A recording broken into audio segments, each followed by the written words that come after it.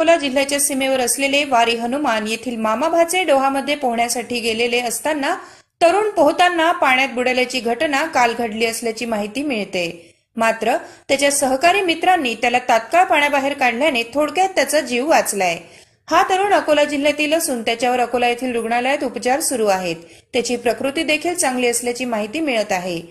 वारी हनुमान येथील प्रकल्पावर नेहमीच नागरिकांची वर्दळ असते आणि काल देखील असेच काही तरुण या ठिकाणी येऊन फिरायला आले असता या तरुणांना पोहण्याचा मोह आवरला नाही। त्यातच एक तरुण यामध्ये बुडाला। मात्र उपस्थित मुलांनी त्याला पाण्यातून तात्काळ बाहेर काढले आणि रुग्णालयात हलवले। त्यामुळे सुदैवाने या तरुणाचे प्राण वाचले। यापूर्वी अनेक जणांचा या मामाभाच्याच्या डोहात जीव गेला आहे। या तरुणाला पाण्यातून बाहेर काढतानाचा हा व्हिडिओ सोशल मीडियावर चांगलाच व्हायरल होत आहे।